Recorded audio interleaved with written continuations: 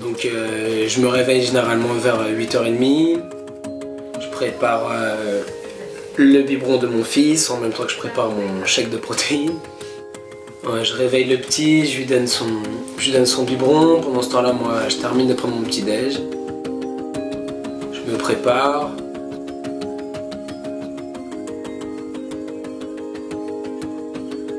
Ensuite, je récupère le petit qui a fini son biberon. Je le prépare à son tour.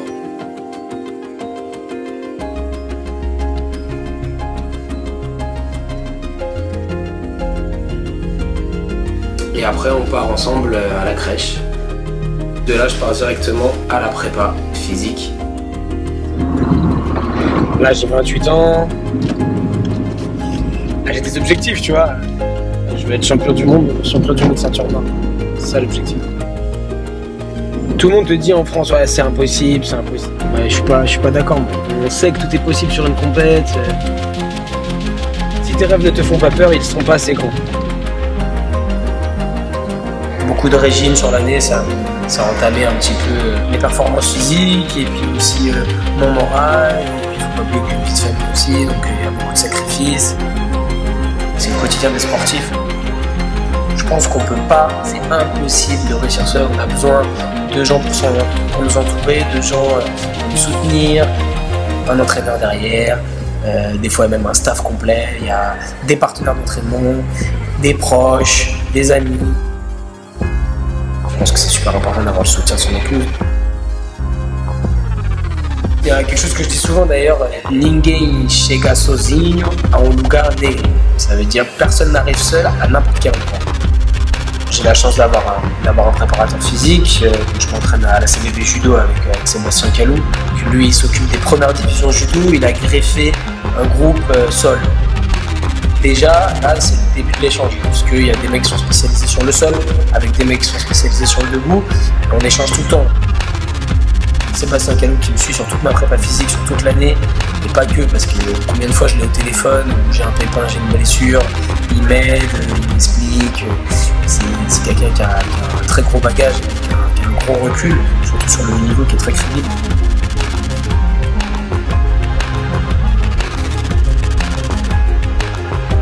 Je donne un cours de 14h à 15h30 en jiu-jitsu brésilien. Il n'y a pas que ma carrière, il y a aussi l'enseignement. Et si c'est pas moi le champion du monde ceinture noire, bah, ce sera un élève, pas moi. Voilà, l'objectif, il est là aussi d'être l'enseignement. Pour moi, je considère que tous mes élèves m'apportent quelque chose. Et c'est quelque chose que j'essaye de retransmettre beaucoup à mes élèves. Je donne beaucoup, j'essaie de donner vraiment un max parce que voilà, je suis sûr que c'est en s'aidant les uns les autres qu'on peut être les meilleurs.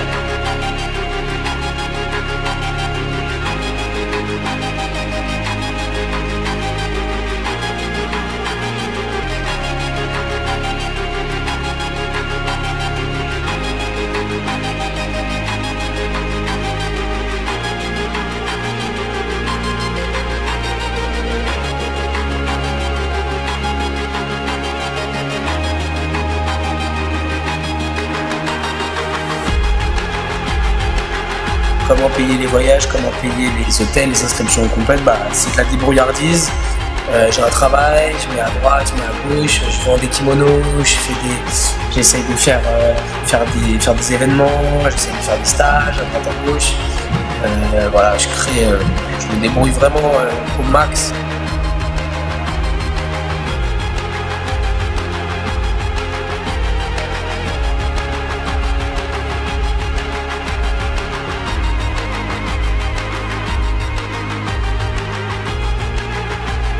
Et ensuite, je m'entraîne dans une équipe, à la Z-Team, qui fait partie de la GF Team, mais il y a un prof bien distinct, qui est Zakaria Arabe.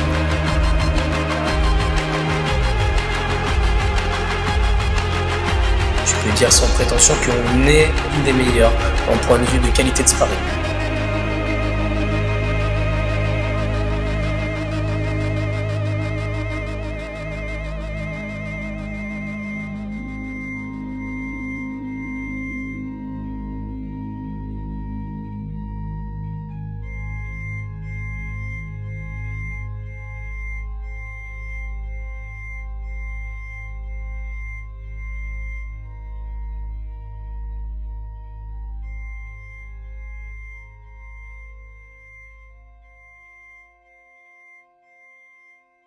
quand la passion est là, les sacrifices, peu importe les sacrifices, on arrive à ces résultats. Quand on veut quelque chose, on peut, il n'y a pas de raison.